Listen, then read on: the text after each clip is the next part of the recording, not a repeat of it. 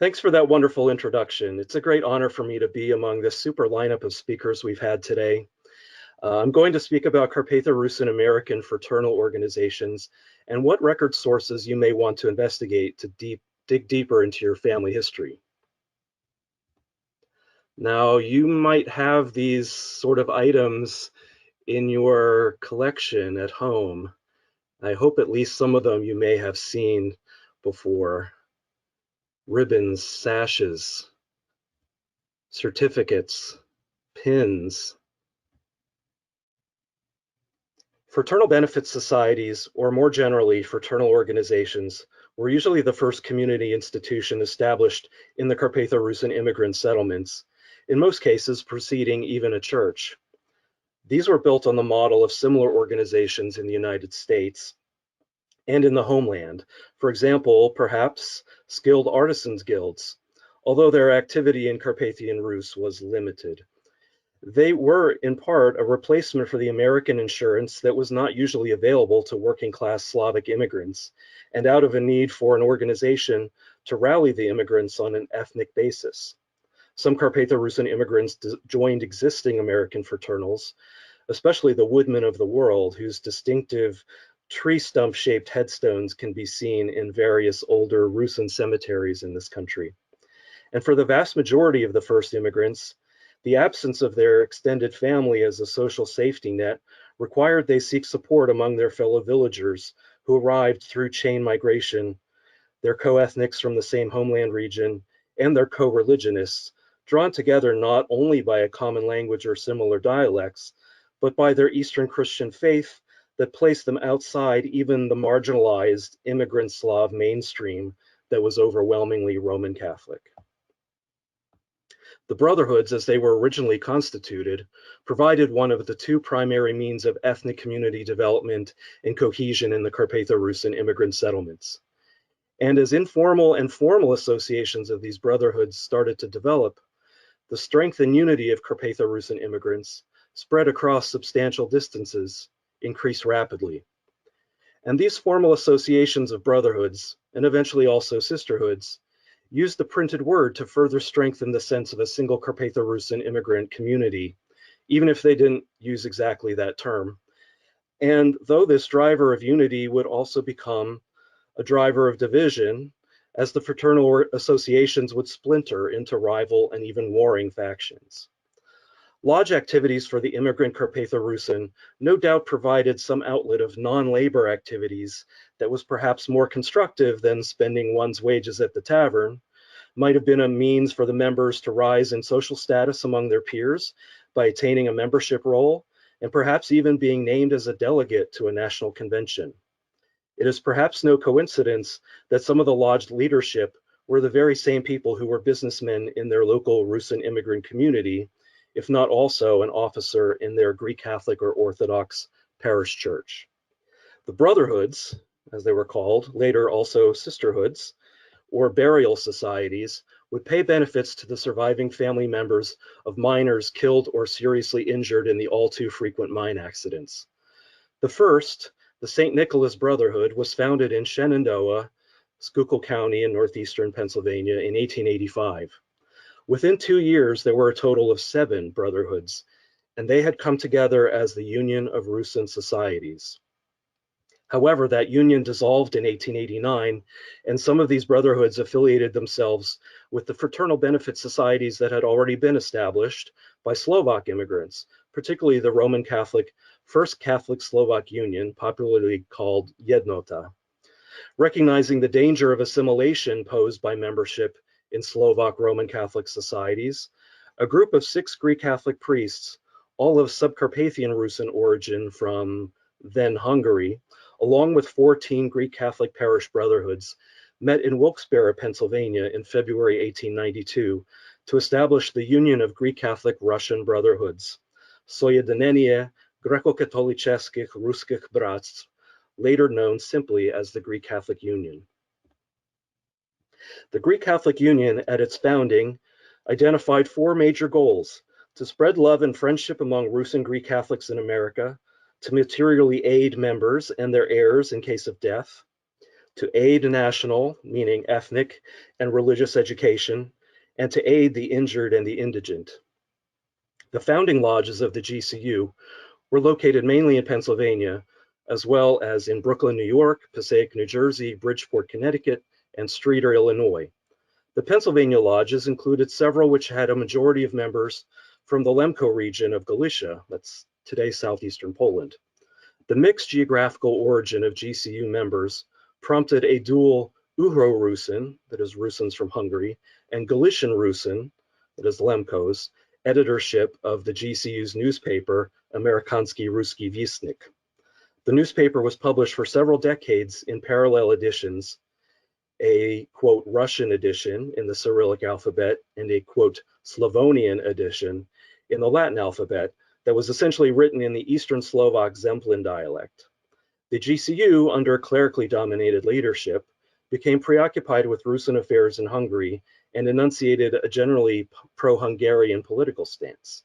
This alienated the significant membership from Galicia, and many lodges, some even with substantial Subcarpathian membership, seceded from the GCU in 1894 to form a new organization.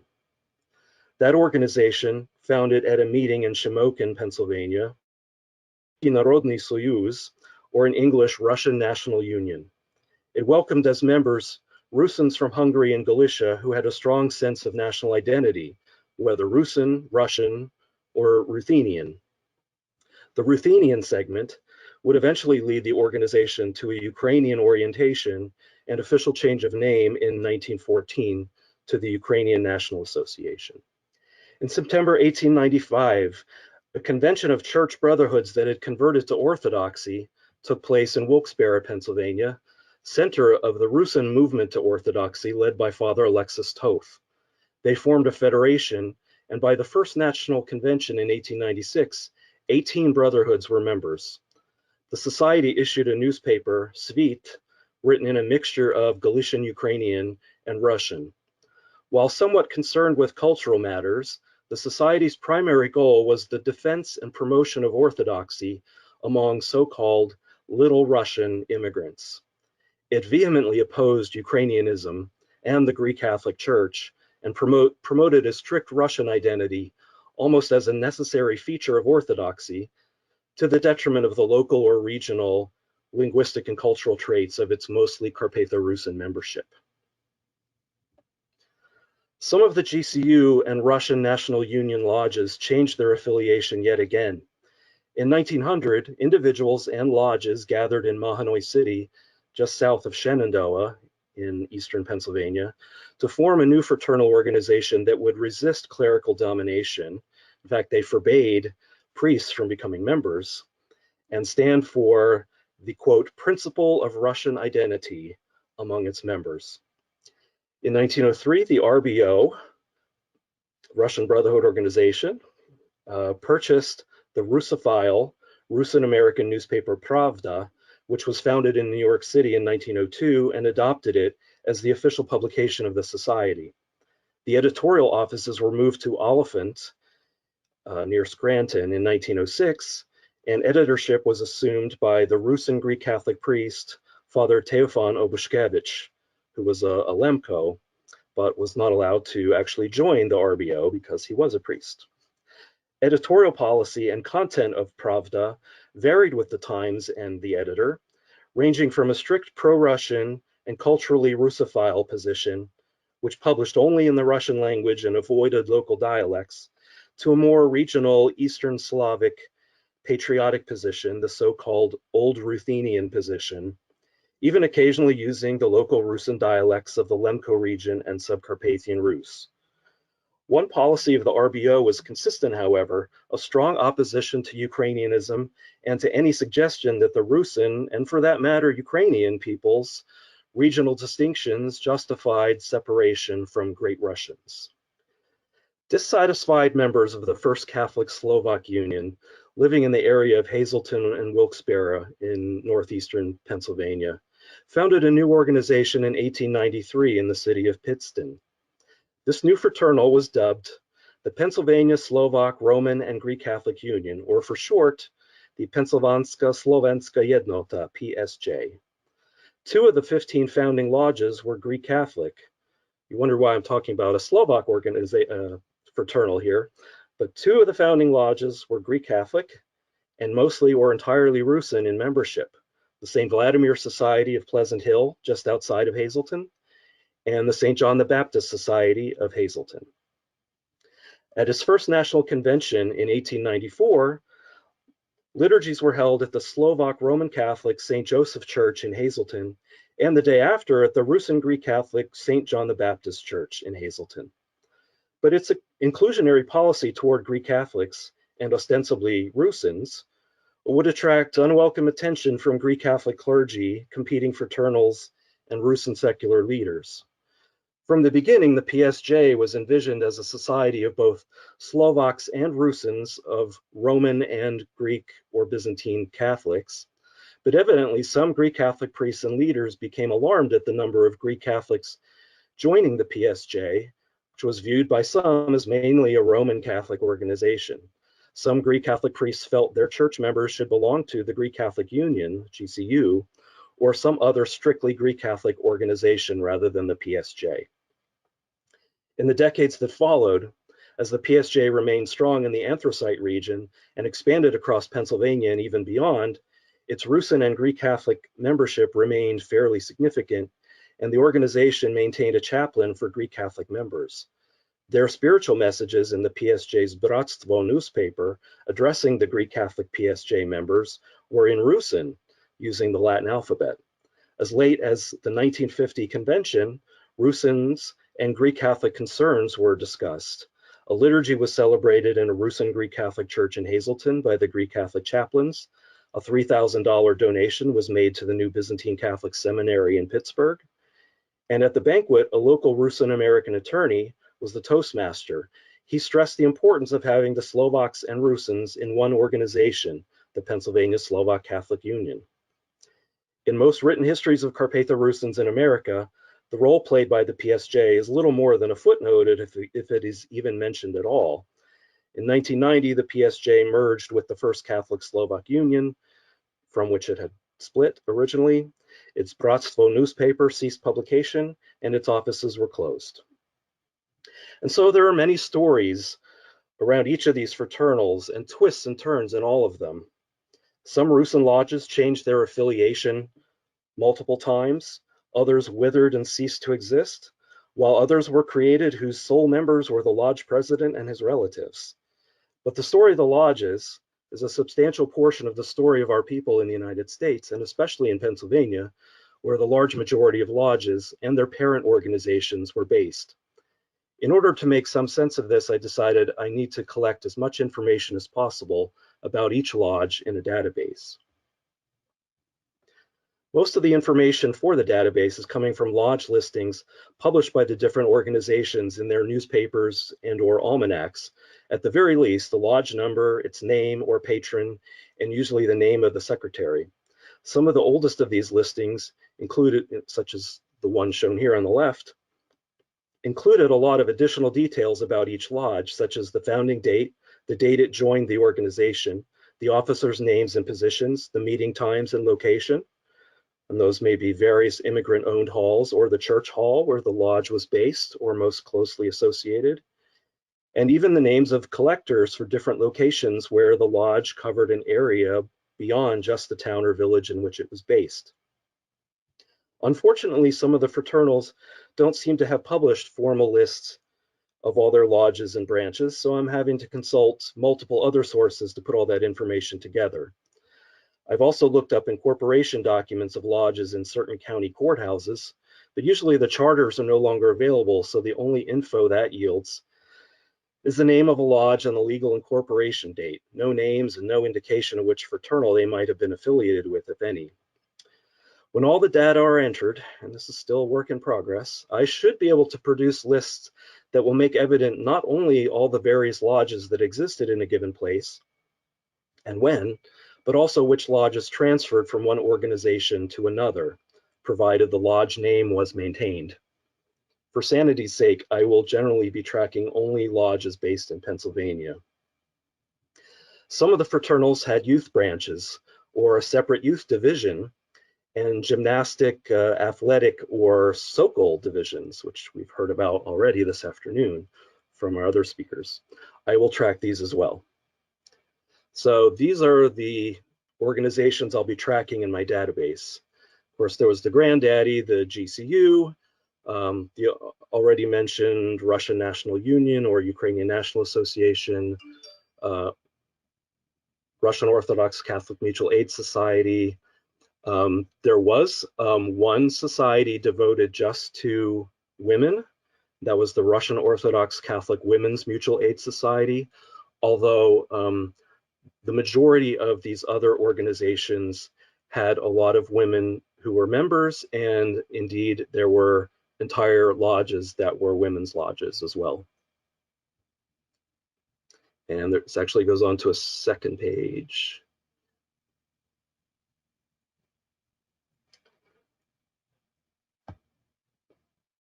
And as I mentioned, the PSJ is at the bottom here under non-Rusyn fraternal societies with Carpatho-Rusyn membership.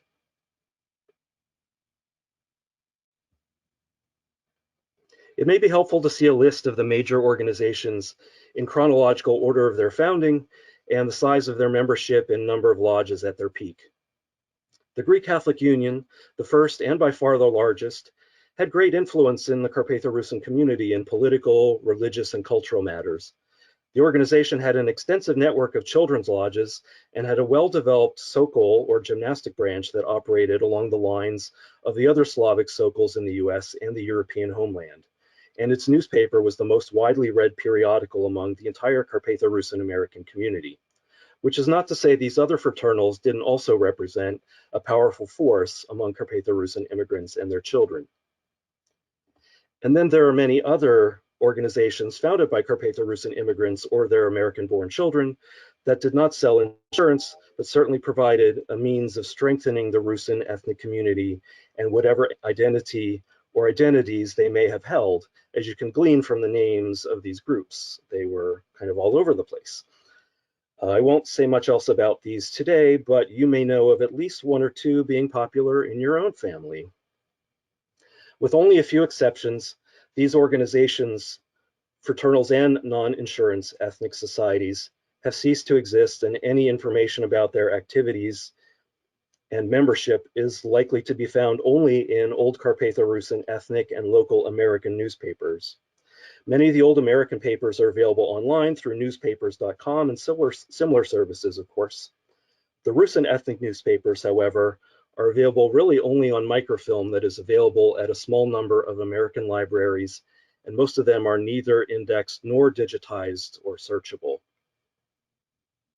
Several excellent histories are available of a few of the major organizations. One of them is even online, the Ukrainian National Association history in yellow. I will include the link in the follow-up list of resources you will receive or after this seminar or may have already received. One of them, the Russian Brotherhood organization history, that's in the middle, is mostly not in English. Parts of it are online, but you will find more useful information in another resource I'll mention shortly. The Greek Catholic Union history, the one on the left, is out of print, but shows up occasionally on eBay and from online used book dealers. What kind of evidence is there that your ancestor or relatives were members of one or more of these organizations? I showed a bunch of them in the opening pages of this presentation: ribbons, aka pinbacks, lapel pins, hats, sashes, and membership certificates. Some of these you might even have in your own collection. Lodge member ribbons were a popular item. I'm going to show a few and explain how you can decipher them. Generally, these were two-sided. The brightly colored side would be worn facing out to most lodge functions. However, when the lodge members gathered for the funeral of a lodge brother or lodge sister or their spouse, the ribbon would be flipped to display the back side in a mournful black.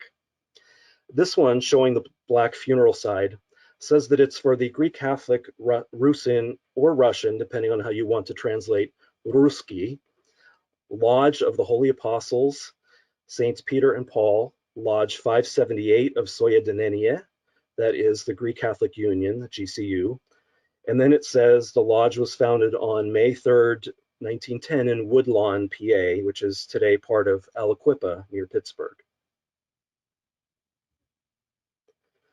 This next one is for the lodge or society called Spolok of the Dormition of the Virgin Mary, Lodge 26, that's Chislo is number. And those initials, SCRB, are for the United Societies, the Sobranie, based in McKeesport, Pennsylvania, in Windber, Pennsylvania. This one, again showing the funeral side, says Greek Catholic Rusyn or Russian Women's Lodge of the Annunciation of the Most Holy Mother of God, GCU, Soyedinenia, number 663 in East Youngstown, Ohio, today known as Campbell.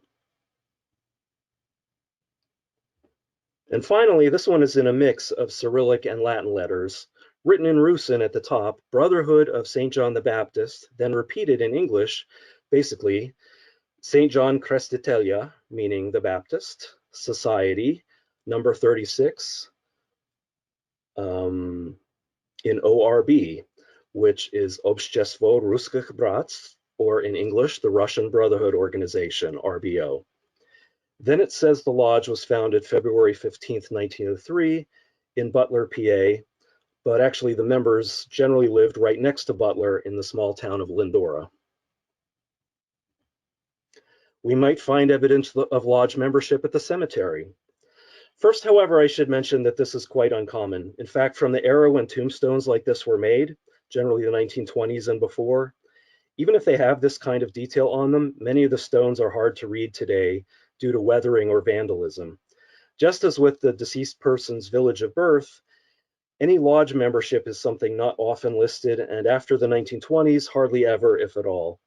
But perhaps you are fortunate with the amount of detail on your ancestors' stones.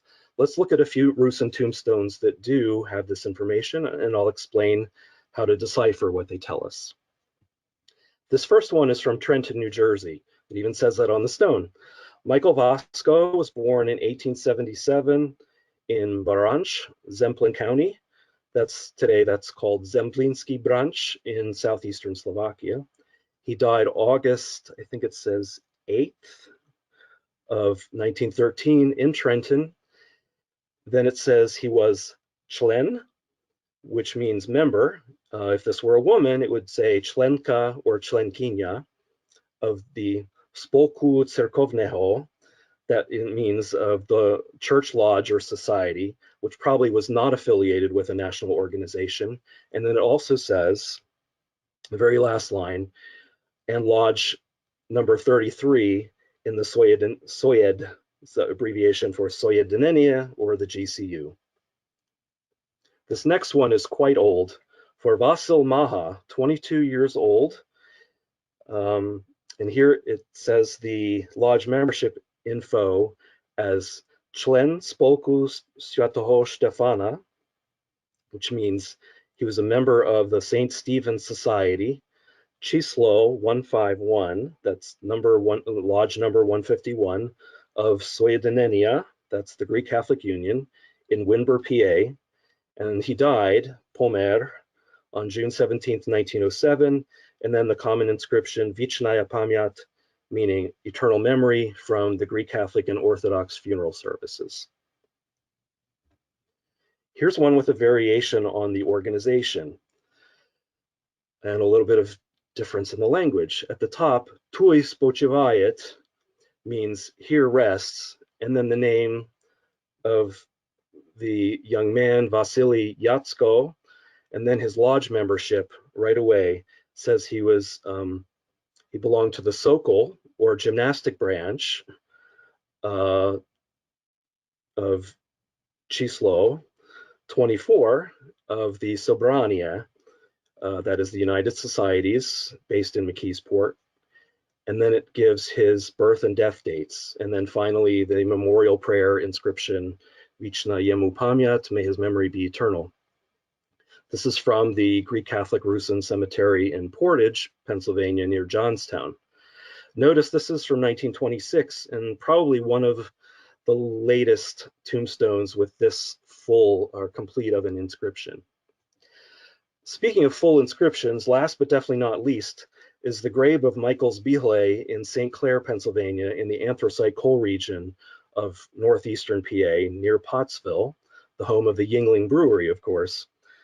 So it says Mr. Zbihle was born in the village Becherov, Stolice Sharishkoi, and then Stolica, or in this grammatical case would be Stolici, is abbreviated. That means Sharish County.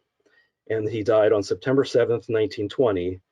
And then it says, I believe it's supposed to say Rodil Sia, but I think they left the A off the end of Sia. It means he was born in 1881 and he was 39 years old. Bolstari 39 Oroki. Then the lodge membership information is there. Bol Udom. Now, here's a different word that also means member. Ud, or for a female, Ud Kenya. And then in this grammatical case, Bol Udom. This is actually written kind of more in Slovak, but with Hungarian spellings even though those Bihlés are from a very Rusyn village. I haven't really figured out who was responsible for writing these inscriptions back then. If it was a family member, maybe someone who worked for the undertaker, who knows? But sometimes the language on these doesn't really reflect the language spoken by the deceased. Anyway, Bol Udom Spolku Chislo, again with Hungarian spellings, like with SZs and CSs, that is Lodge 242 in St. Clair. But notice on this one, it doesn't say that it was a GCU lodge or any other organization, just Lodge 242. But I know from listings of those lodges that it was a GCU lodge. Then the rest of it saying Vichnaya Yemu Pamyat, again with using Hungarian spelling of may his memory be eternal. So here's an interesting additional piece of evidence. As I'll talk more about in a few minutes, some of the organizations regularly published lists of their deceased members, either in their newspaper or almanacs. So I retrieved the list covering deceased GCU members for September 1920, and as expected, there's Michael Zbihle with additional information such as his actual birth date, birthplace, the date he joined the GCU, age and cause of his death, which seems to say internal weakness. I suppose that could mean a lot of things. So we're going to talk about resources that are still available 120 in some cases years beyond the founding of these organizations, and what kind of materials do they actually have.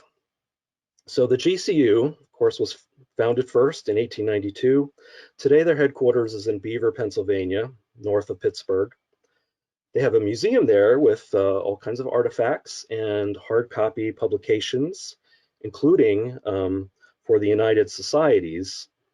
They actually, the United Societies merged or was absorbed by the GCU a couple decades ago and then pretty much ceased to exist. So all of their materials were pretty much given over to the GCU. So you can find that sort of stuff in Beaver also. They may have some lodge membership books and other ledgers. I didn't really look too much the times that I was there. It seemed like there were some ledgers in the museum, but they were in a back room, so I didn't want to go poking around too much. As far as old membership records of individuals, those were mostly discarded when they moved from their longtime headquarters in Homestead or Munhall, actually, right outside Pittsburgh back in the 1980s.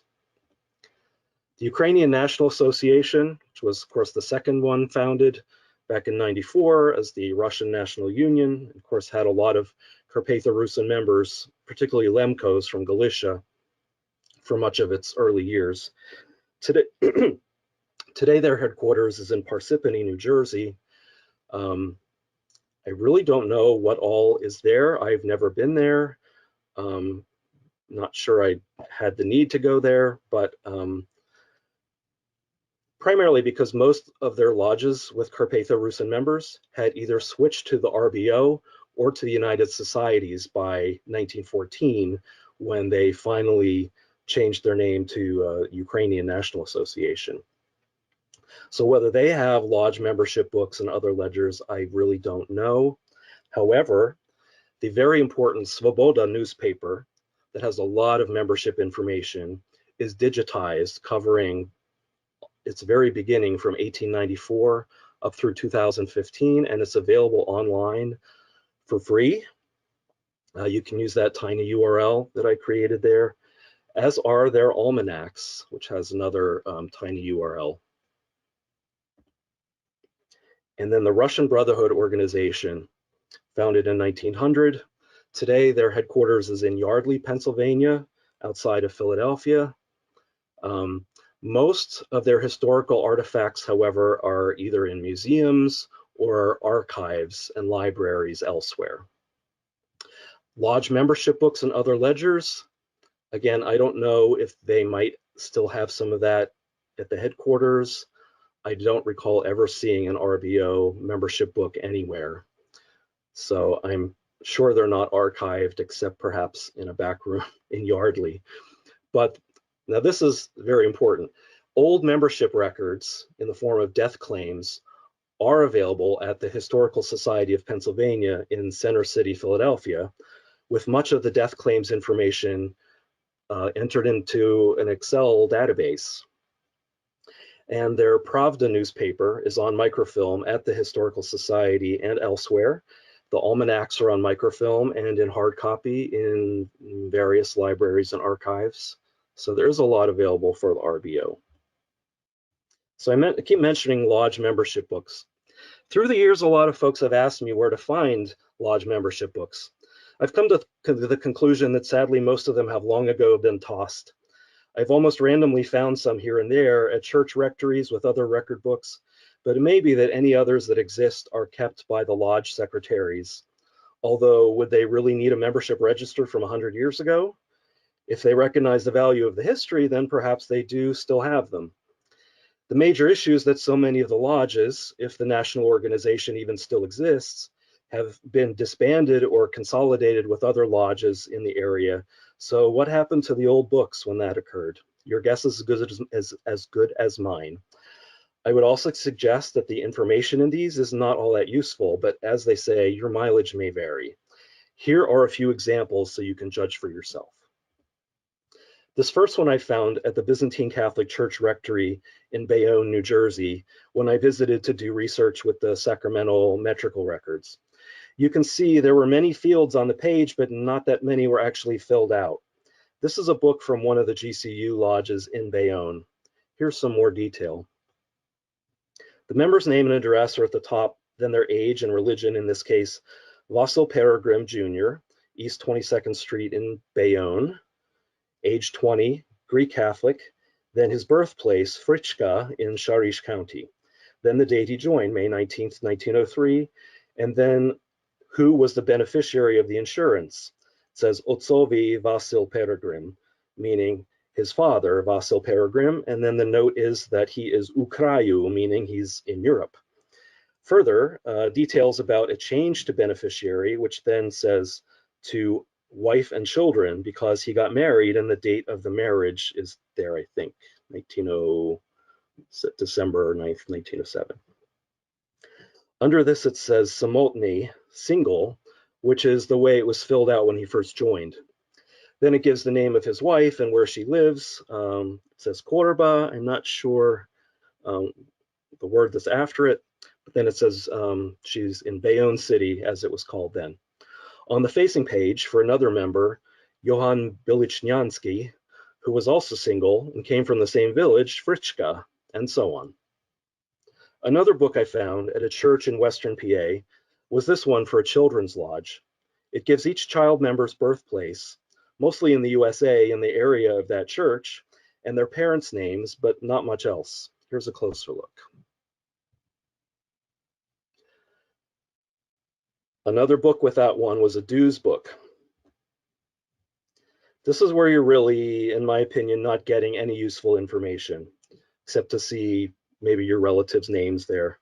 So my recommendation is not to look too hard for lodge membership and other record books. I think the cost-benefit analysis there would tend to recommend against it. Now, this is a resource that might be more worthwhile to pursue, but again, that depends, and you might not know until you find it. I'm speaking now of deceased member listings. Most of the fraternals would publish, either in their newspapers or almanacs, monthly or annual listings of members who died recently. Some of these lists contain very basic information: name, age, date of death, lodge number. Sometimes they also contained place of residence, or the town where the lodge was located, and the best ones included the member's birthplace, usually village, county, and country, although sometimes it was somewhat general, just the county or even just the country or province or region, such as Galicia or Subcarpathian Rus. Here's a look at the lists the GCU published in its newspapers. You will see that they go from very detailed to rather basic the later you go.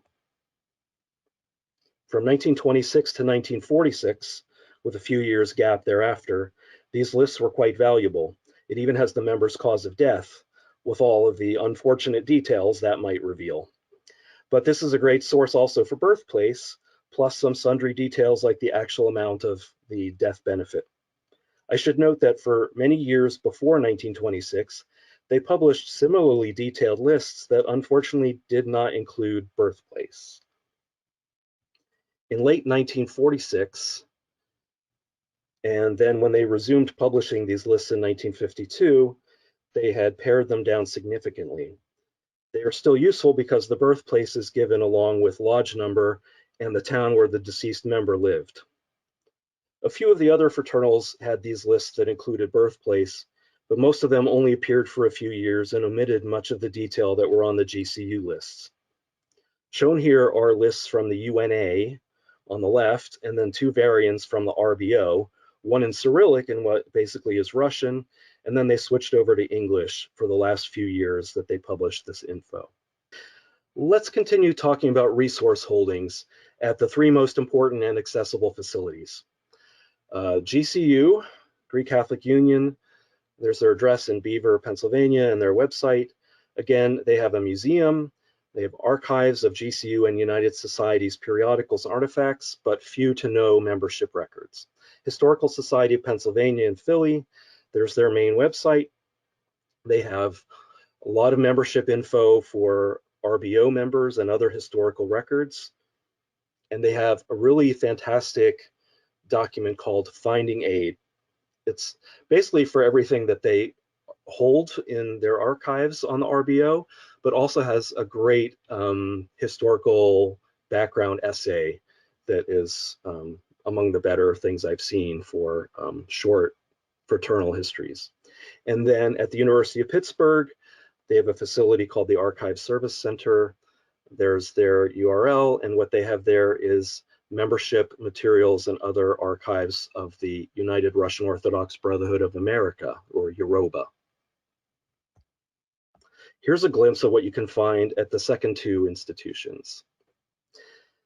First up, the RBO materials held at the Historical Society of Pennsylvania, or HSP. Unfortunately, at the moment, HSP is closed due to the pandemic. And in normal times, if you aren't a paying member of the HSP, you must pay a fee to enter and use their collections. But probably either is worth it if you know you had RBO members in your family.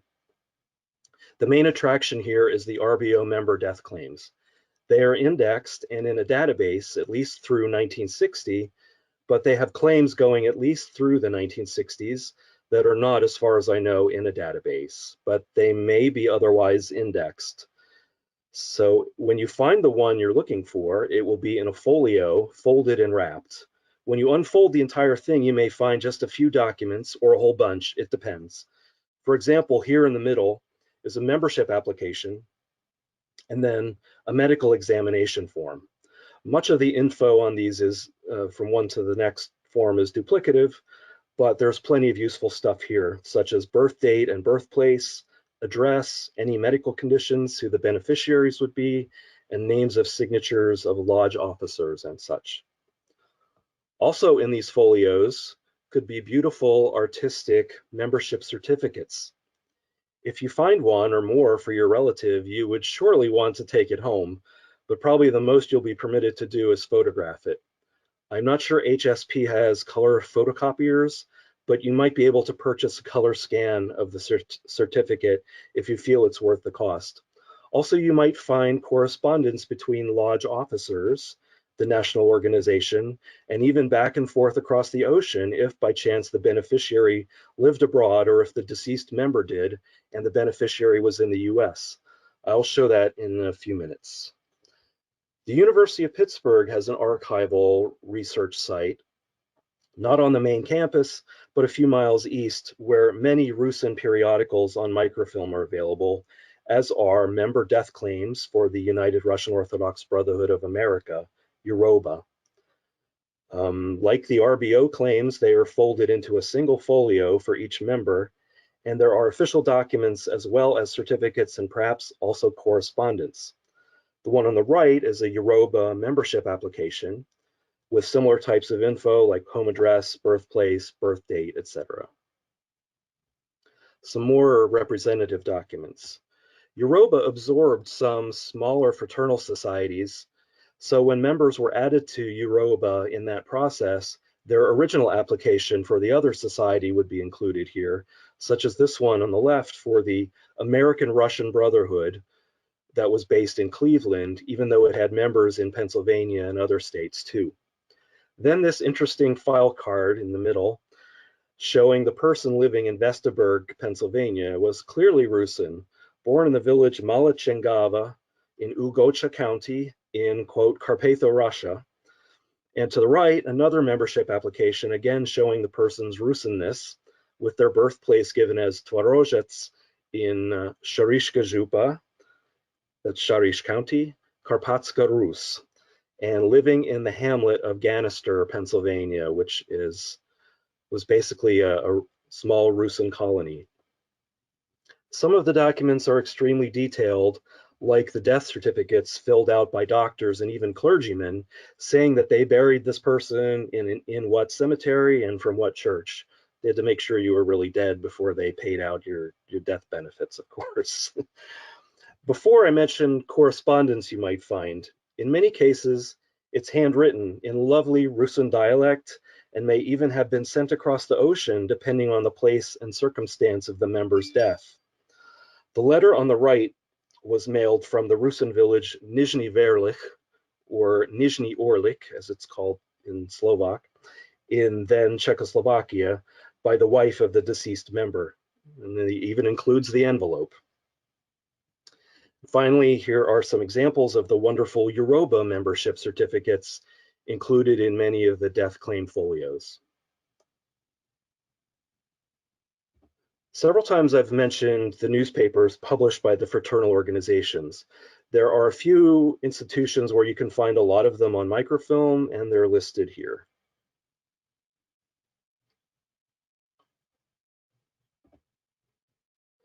In conclusion, lodge membership and its activities were an important touchstone of Carpatho-Rusyn community life in even the smaller settlements. It may even be a minority of Rusyn immigrants who were not members of any lodge.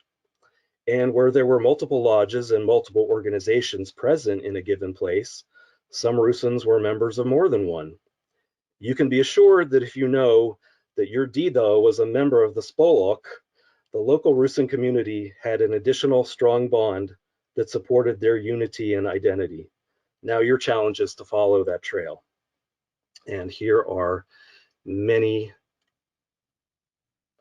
resources for further reading. Again, healthy 2 pages full.